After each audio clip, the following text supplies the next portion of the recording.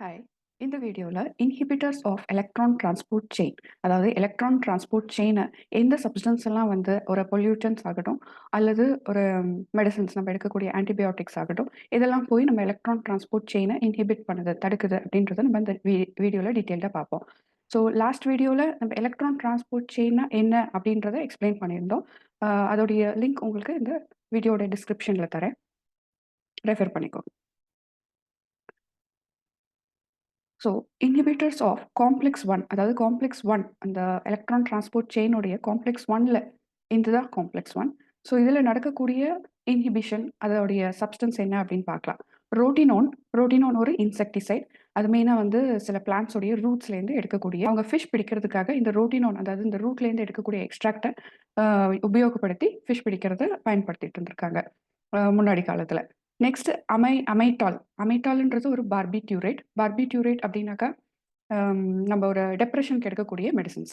And then டெமெரால் ஒரு pain killer, அப்புறம் பைரசிடின். இந்த மாதிரியான சப்ஸ்டன்ஸ் எல்லாம் காம்ப்ளெக்ஸ் ஒன் உடைய ஃபெரஸ் சல்ஃபைட் கிளஸ்டரை போய் பாதிக்கிறதுனால, இன்ஹிபிட் பண்ணுறதுனால எலக்ட்ரான் டிரான்ஸ்போர்ட் செயின் நடக்காமல் தடுத்துருது. ஸோ இங்கே பார்த்தீங்கன்னா இந்த காம்ப்ளெக்ஸ் ஒன்ல ஸோ இந்த ஃபெரஸ் சல்ஃபைட் கிளஸ்டர் இருக்கு இல்லைங்களா, இதில் நடக்கக்கூடிய இந்த எலக்ட்ரான் டிரான்ஸ்ஃபரை தடுத்துருது. ஸோ இதுதான் இந்த சப்ஸ்டன்ஸோடைய inhibition nature. Next inhibitors of complex two. So இந்த காம்ப்ளெக்ஸ் டூ ஆன சக்சினேட் டி ஹைட்ரோஜினேஸ் நம்ம லாஸ்ட் வீடியோவில் பார்த்தோம், எல்லாத்துக்கும் என்னென்ன நேம்ஸ் இருக்குது அப்படின்னு. ஸோ இந்த காம்ப்ளெக்ஸ் டூ உடைய நேம் வந்து சக்சினேட் டி ஹைட்ரோஜினேஸ். இதில் 2-தினாயில் ட்ரைஃப்ளூரோ அசிட்டோன், அதாவது TTFA, மற்றும் கார்பாக்சின் மற்றும் மேலோனேட், இந்த சப்ஸ்டன்ஸ் எல்லாம் காம்ப்ளெக்ஸ் டூ உடைய ஃபெரஸ், இந்த அயனை போய் இன்ஹிபிட் பண்ணுறதுனால இந்த எலக்ட்ரான் டிரான்ஸ்ஃபர் நடக்காமல் தடுக்கப்படுது. ஸோ அடுத்தது காம்ப்ளெக்ஸ் த்ரீல வந்து நம்மளுக்கு என்ன சேஞ்சஸ் நடக்கும் அப்படின்னா, இந்த ஆன்டிமைசின் ஒரு ஆன்டிபயோட்டிக், பிரிட்டிஷ் ஆன்டிலிவிஸ்டே, அப்புறம் டைமர் கேப்பரால், இந்த சப்ஸ்டன்ஸ் எல்லாம் நம்ம இந்த காம்ப்ளெக்ஸ் த்ரீ இங்கே இருக்கு இல்லைங்களா, காம்ப்ளெக்ஸ் த்ரீ உடைய சைட்டோக்ரோம் பிஹெச்க்கும் இந்த சைட்டோக்ரோம் கோஎன்சைம் Q-லேருந்து நடக்கக்கூடிய எலக்ட்ரான் டிரான்ஸ்ஃபர் இன்ஹிபிஷன் நடக்கிறதுனால ஃபர்தர் எலக்ட்ரான் டிரான்ஸ்போர்ட் நடக்க முடியாமல், ஃபைனலாக நடக்க வேண்டிய அந்த ATP சிந்தசிஸும் நடக்க முடியாமல் தடுக்கப்படுது. அடுத்தது காம்ப்ளெக்ஸ் ஃபோர்.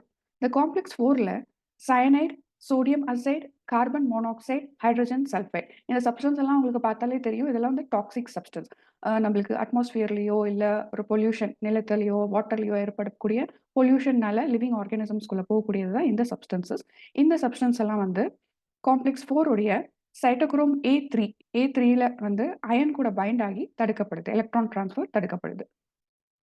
அடுத்தது இன்ஹிபிட்டர்ஸ் ஆஃப் ATP சிந்தட்டேஸ்ன்றது காம்ப்ளெக்ஸ் 5.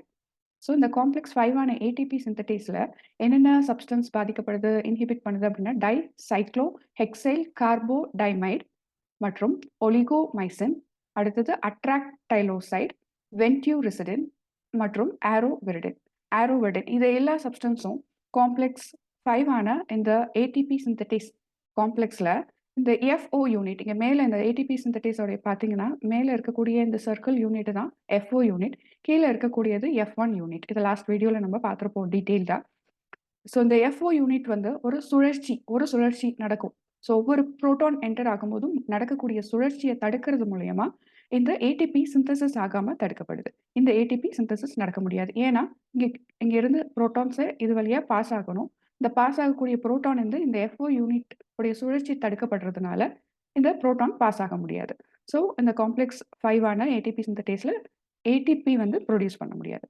ATP ப்ரொடியூஸ் பண்ணுறதுனா நம்மளுக்கு ஆப்வியஸாக எனர்ஜி கிடைக்காது. இதை தவிர, இந்த காம்ப்ளெக்ஸஸை தவிர லிபிட் மெம்ப்ரேன் இங்கே நடுவில் இருக்கு இல்லைங்களா, நம்மளுக்கு இன்னர் லிபிட் மெம்ப்ரேனில் நடக்கக்கூடிய இன்ஹிபிஷன் எதனால, எந்த சப்ஸ்டன்ஸ்னால அப்படின்னு பார்த்தோன்னா, 2,4-டைநைட்ரோஃபினால், அப்புறம் டைகூமெரால், கார்பனைல் சயனைடு P, அதாவது P-ட்ரைஃப்ளூரோ கார்பனைல் சயனைடு மீத்தோக்சிஃபீனைல் ஹைட்ராசான். நம்ம ஷார்ட்டெல்லாம் ஞாபகம் வச்சிட்டாலே போதும். நம்மளால அடிக்கடி இதை கொஞ்சம் ரிவைஸ் பண்ணும்போது இந்த பெயர்கள் எல்லாம் நம்மளுக்கு ஓரளவு ரிலேட் பண்ணிட முடியும், எந்த காம்ப்ளெக்ஸை, எந்த லிபிட் லேயரா, எதை வந்து பாதிக்கும் இந்த சப்ஸ்டன்ஸ் அப்படின்னு. ஆனால் கொஞ்சம் இதோட ரிவிஷன் நம்மளுக்கு நிறைய தேவைப்படும். ஸோ இந்த FCCP, இந்த மாதிரியான சப்ஸ்டன்ஸ் எல்லாம் இந்த லிபிட் பைலேயருடைய புரோட்டான் கிரேடியன்ட், அதாவது இங்கே மேலே நம்மளுக்கு இது இன்டர் மெம்பரன் ஸ்பேஸ் இல்லையா, இது வந்து இன்னர் மெம்பரன். இப்போ கீழே இருக்கக்கூடியது மேட்ரிக்ஸ். இந்த மேட்ரிக்ஸில் இந்த புரோட்டான் குறைவாகவும் இந்த இன்னர் மெம்பரன் ஸ்பேஸில் புரோட்டான் அதிகமாகவும் இருக்கணும். ஸோ அதுதான் நம்மளுக்கு இங்கே இருக்க வேண்டிய கான்சன்ட்ரேஷன். பட் இந்த மாதிரியான சப்ஸ்டன்ஸ்னால ஒரு ஆன்டிபயோட்டிக்ஸ் ஆகட்டும் இல்லை பொல்யூட்டன்ஸ் ஆகட்டும், இந்த மாதிரி சப்ஸ்டன்ஸ்னால இதில் வந்து சேஞ்சஸ் நடக்கும். இந்த புரோட்டானுடைய கான்சன்ட்ரேஷன் இன்னர் மெம்பரன் ஸ்பேஸில் குறைவாகவும் மேட்ரிக்ஸில் அதிகமாகவும் நடந்தால் நம்மளுக்கு ஆட்டோமேட்டிக்காக இந்த ஏடிபி சிந்தசிஸ் நடக்காமல் போயிடும். ஸோ இதில் வந்து நம்மளுக்கு இந்த மாதிரியான சப்ஸ்டன்ஸ் இந்த லிபிட் லேயருடைய அந்த ஹைட்ரோஃபோபிக் நேச்சர், அதாவது இந்த லிபிட் லேயருக்குள்ளே பாஸ் ஆகக்கூடியது தான் ஹைட்ரோஃபோபிக் நேச்சர். இந்த லிபிட் மெம்பரனுக்கு வெளியே இருக்கக்கூடியது ஹைட்ரோஃபிலிக். ஸோ இந்த ஹைட்ரோஃபோபிக் நேச்சரை பாதிக்கிறதுனால ஏற்படக்கூடிய புரோட்டான் சேனல்ஸ் ஓப்பனிங் ஆகட்டும், இல்லை இந்த லிபிட் லேயரில் ஏற்படக்கூடிய சேஞ்சஸ் ஆகட்டும், இதெல்லாம் நடந்தாக்கா நம்மளுக்கு புரோட்டான் ஆட்டோமேட்டிக்காக மேட்ரிக்ஸ்க்கு திரும்ப பெறப்பட்டுரும். ஸோ இதோட பிஹெச் கிரேடியன்ட் மாறுதல்னால ஏடிபி ஜென்ரேட் ஆகிறது தடுக்கப்படும். அடுத்தது இந்த கப்ளிங் சேனல்ஸ் எல்லாம் இருக்கும் இல்லைங்களா, நம்மளுக்கு ஒரே லிபிட் மெம்பரன் எந்த மெம்பரன் ஆகட்டும் அதில் அயான் சேனல்ஸ் மற்றும் மீதி எல்லாம் சேனல்ஸும் இருக்கும் நம்மளுக்கு. ஸோ அந்த ஆக்வஸ் சேனல்ஸ், இந்த சேனல்ஸ் மூலயமா இந்த புரோட்டான் வந்து சேர்ந்து பாஸ் ஆகும். வேற ஒரு அயனோ இல்லை வேற சப்ஸ்டன்ஸ் கூட சேர்ந்து பாஸ் ஆகும், இல்லை தனியாகவும் பாஸ் ஆக முடியும். ஸோ இந்த புரோட்டான் கிரேடியன்ட் மாறி பாஸ் ஆயிடுச்சு அப்படின்னாலும் நம்மளுக்கு இந்த ஏடிபி சிந்தசிஸ் தடுக்கப்படும். அதாவது இந்த நார்மலாக இருக்க வேண்டிய புரோட்டான் கிரேடியன்ட் அதிகமாக இருக்க வேண்டியது பைமெஸ்டிக், அதாவது இந்த அன்கப்ளர்ஸ் ஓப்பன் ஆகக்கூடியதுனால குறைவாகவும் இங்கே அதிகமாகவும் இந்த மேட்ரிக்ஸில் அதிகமாகவும் ஆயிடுது அப்படின்னா நமக்கு ஏடிபி சிந்தசிஸ் நடக்கிறதுக்கான இந்த புரோட்டான் இந்த இடத்துல வரக்கூடிய புரோட்டான் வந்து தடுக்கப்படுது. ஸோ தடுக்கப்பட்ட ஆட்டோமேட்டிக்காக ஏடிபி ஜென்ரேட் ஆக முடியாது. ஸோ இந்த மாதிரியான அந்த அன்கப்ளர் ஓப்பனிங் எங்கெல்லாம் நடக்கும் அப்படின்னா ஹைபர்னேட்டிங் அனிமல்ஸ்லையும் அப்புறம் நியூ பார்ன் பேபிஸ் அனிமல்ஸ்லாம் வந்து பார்க்க முடியும். அது எங்கே அப்படின்னா அடிப்போஸ் டிஷ்யூஸில், அதாவது நம்மளுடைய ஸ்கின் இருக்கு இல்லைங்களா, ஸ்கின் எபிடர்மிஸ்க்கு கீழே ஹைப்போடர்மிஸ்க்கு கீழே இருக்கக்கூடியது தான் இந்த அடிப்போஸ் டிஷ்யூ.